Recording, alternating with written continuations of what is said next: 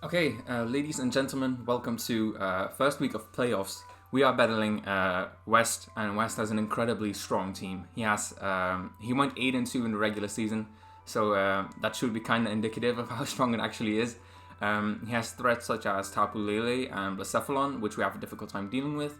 More Tapu Lele so than Blacephalon. He has really nice setup sweepers in Galarian Moltres and Dragonite. So if we lose Clefable, we're kind of in trouble. Zygarde has a really good time against his team, except if his Vaporeon is Fizdef, which I can see coming, especially since we also have Barrascuda for the Water Absorb, you know. So as soon as we get rid of Vaporeon, Zygarde has a really good time, and Zygarde can kind of sweep. I've seen it sweep in mocks. So if you can get Zygarde into the right position, then we can set up with it and sweep. So I think West is also doing an intro right now. So I'm just gonna press the A button since I don't really have anything to say anymore. And good luck, have fun to West. Really excited for this, man. First week of playoffs, kind of nervous. Would like to, of course, make second weeks, but if we go out this battle, it's against a formidable, difficult word, opponent. So yeah, he's doing the intro right now. So if this takes too long, I'll just make a cut in the video, and I'll see you in the team preview. Yo, he loaded in. Let's see what he brings. He leaves Galarian Moltres, which is great, I guess. Like, Clefable was Fizdef, but it could still handle the Moltres, but now there's less pressure on it. It's just with our Dragonite. He has Regieleki, which gets completely walled by my Zygarde, so I'm guessing it screens. So he might lead with it. Tapu Lele is really scary. It's really scary. And he actually brings Metagross. Metagross gets decently walled by Zapdos. We have enough speed to guarantee to outspeed it if it's Jolly. If it's Scarf, that's a different story, of course. I really hope Lele is not Specs. Specs Lele kind of screws with my team. I think my dedicated lead is Zygarde, because leading Zygarde allows us to kill it before it can explode. Like, if its two screens explode, we can kill it within 2,000 arrows if he sets up to reflect first, of course. That is. So set first sounds good to me.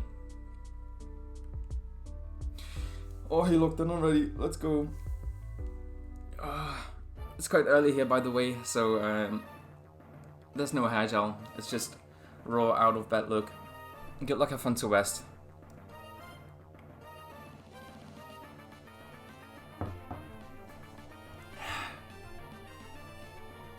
He does lead the Lele.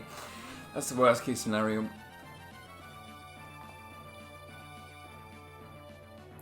No. True worst case scenario is if he actually predicts and goes for a Shadow Ball first turn. Like, that's actual worst case.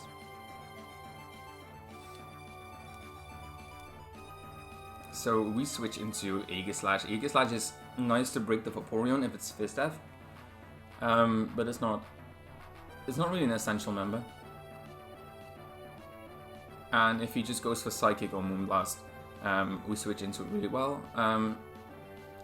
Nice voice crack there.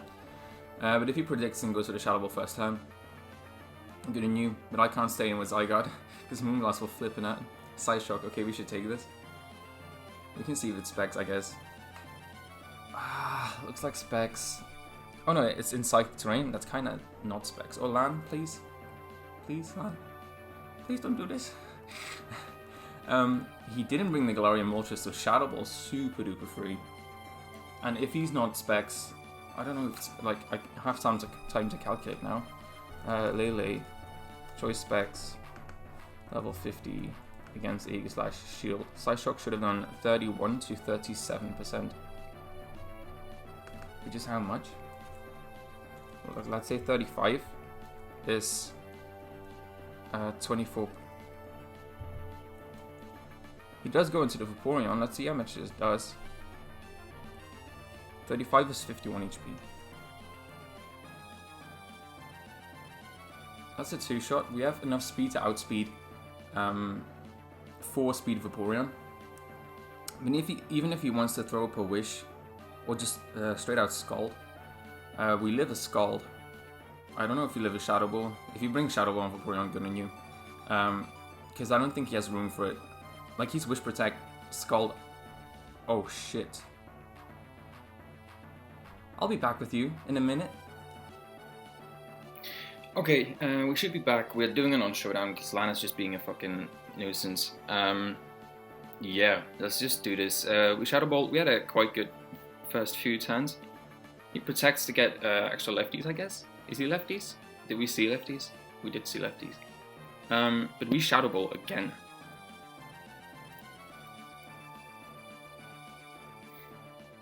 Because he needs to have quite a lot of speed investment if he actually wants to outspeed. And I guess it's all on bulk. I guess it's all on physical bulk.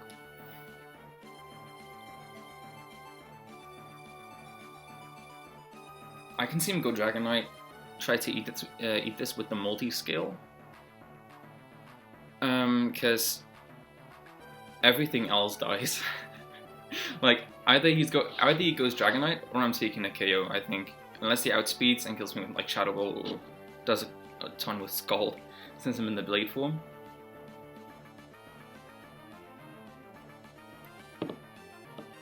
But chip like this on the Vaporeon is super duper nice.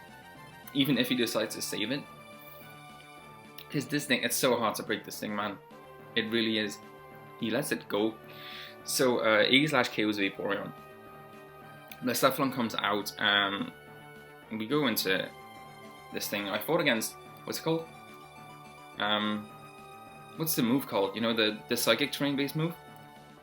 It's not Rising Voltage, it's Expanding Force, Specs, Blacephalon, in Mox. Which if he brings, that's a good bring. But he just raw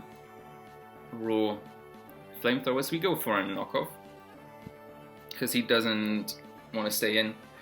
I guess I think it's Scarfed. That looked like Scarf damage. He goes into Metagross. We knock off its Weakness Policy. Nice. It could be Weakness Policy, Agility. We don't die to an Ice Punch. Okay, yeah.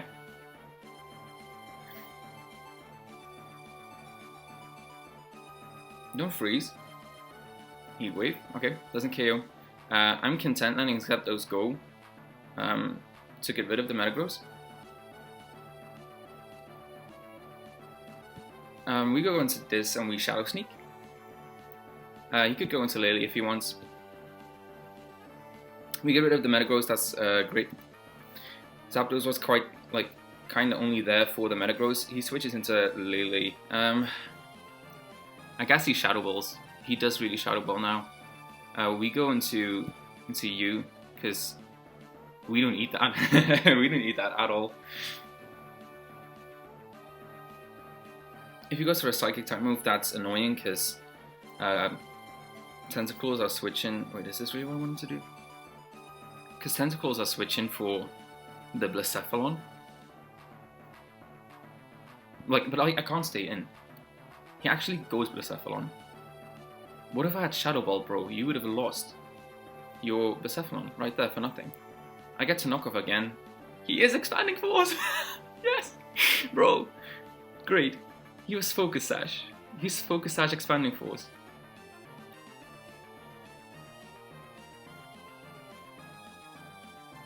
That's great. I'm just really surprised he brought that. I'm sorry. I just go for a knockoff again. He's actually Expanding Force. Beast Boost. I outspeed with this. He doesn't have a Vaporeon, so we just liquidate.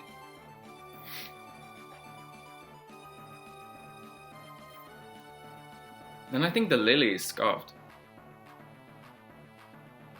Which makes me like less scared of it. Lily should be Scarfed then, because he usually brings this Scarfed. But it's Focus Sash, Expanding Force. Regieleki, uh-oh. We go into you. I think it's Greens, but it could be Volt Switch. It could be Specs.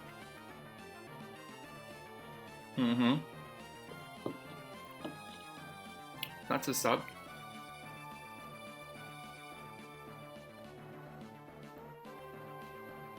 He goes into Lily. I want to calc stuff real quick. You can see the calc as well, right? Okay. Zygarde against a Tapu Lele, but like at full health. 145. Is it level 50? Yeah. How much is it plus 1,000 arrows doing? 50% is not a lot. Let's go back into the showdown. We just 1,000 arrows. A Moonblast, okay. That makes me feel quite safe going into the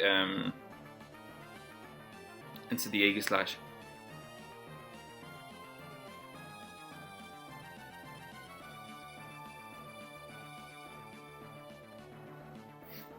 Yeah, outspeed's like guaranteed. If I didn't want to go Jolly, so I'm just gonna. Okay, he goes into the Dragonite. We go into Clefable. He Dragon Dances, okay, we're unaware. If he flinches or crits with Iron Head, that's a real bummer. Wait, I'm gonna calc how much Clefable Ice Beam actually does to this. Clefable against Dragonite. Dragon Dance is level 50. If the multi-skill's activated, Ice Beam is not doing a lot. And if it's not activated, Ice Beam is doing that. So, wait, a knockoff into an Ice Beam doesn't guarantee KO, right? Knockoff does 7.8, and that does 79.5k. No, that doesn't guarantee KO. So we just, we go for Moonblast first, I guess.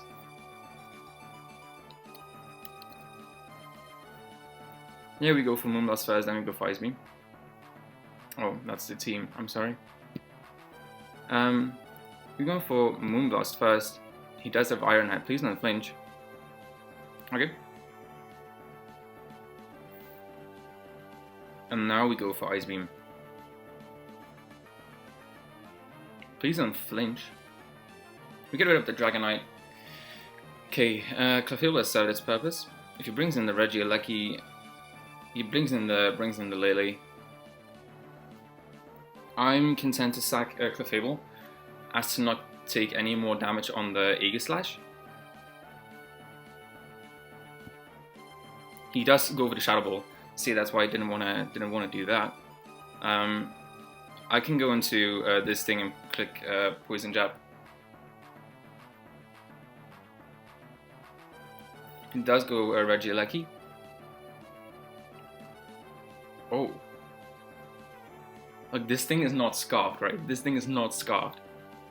It's not scarfed. It doubles into the Layla, I'm sorry.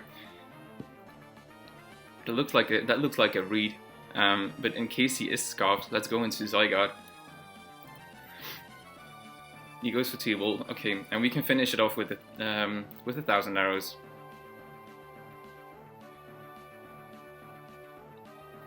GG West. What a game. Wow. I'm really happy the game plan actually worked. Like, I had a few mocks games and I played a few games, like, I kind of theoried it out in my head, I guess, against myself.